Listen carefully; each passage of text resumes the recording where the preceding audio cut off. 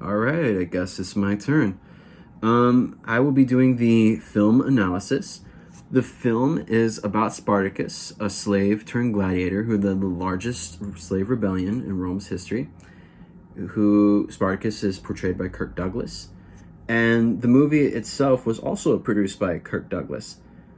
And of course, the movie is going to be kind of overdramatic in the telling of the story of Spartacus, such as his relationship, his romance with the slave woman who eventually bores his son. They get married, they have a son. That's not something that's factual in the book. Another thing is obviously is the famous "I am Spartacus, no, I am Spartacus" scene. It's basically not where his men say that they're all Spartacus in order to save him. That's not also factual. That does not come out in the book at all. It's not even recorded in any history book that you find. That was purely for dramatization for the movie. But however, despite these overdramatic elements, it doesn't really change the message of the movie. And that message of the movie is that everyone has the basic human right to freedom. That we all have the basic human right to freedom. And it basically states that we deserve that right no matter if we're like different colors or if we're no matter what status we're born in. We all deserve the basic human right to freedom. Despite this really inspiring message, however, that Kirk Douglas was showing in his movie that he was acted and produced in, the movie was still surrounded in scrutiny. And this was due actually to Kirk Douglas himself, which you can see in the bottom left, in this bottom left picture right there that I put on the screen. Kirk Douglas was a very good actor, but he was a Hollywood American actor as well. And he was, unfortunately, before this movie was made, he was affiliated with someone that was a communist. And for those of you who don't know, this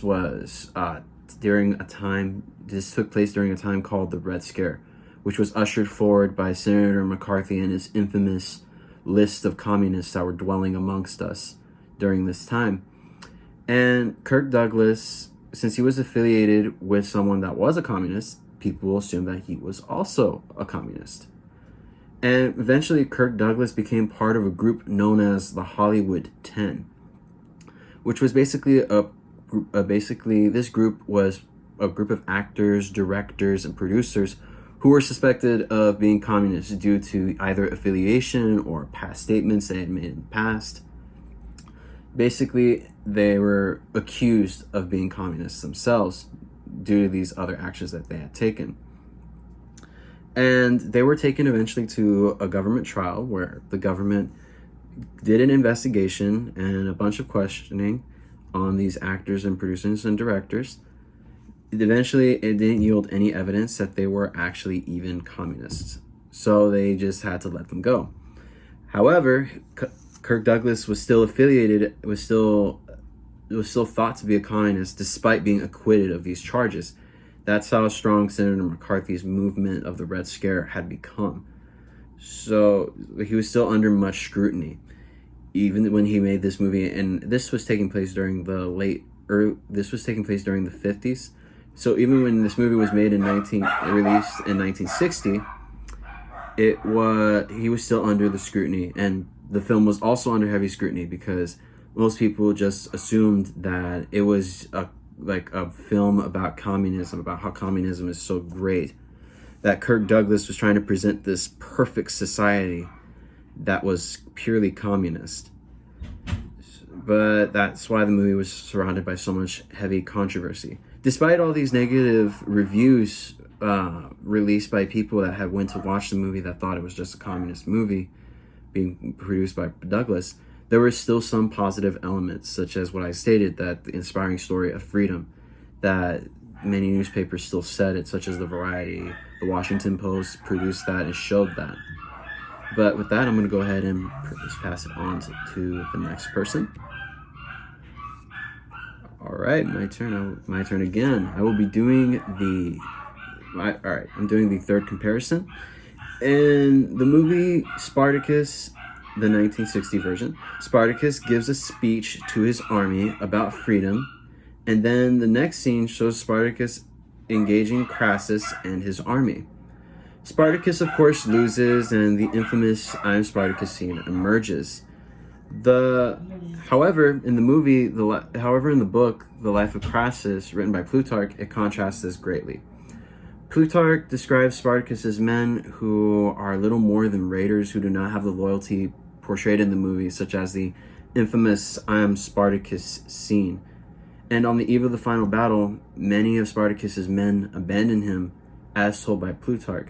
So, in conclusion, even though the movie portrays Spartacus's men as being very loyal to him, almost even worshiping him as almost like a heroic figure, the movie does show a great cast of actors who are with him, that are by his side, that are like commanders, captains, who are trying to form an army to liberate other people.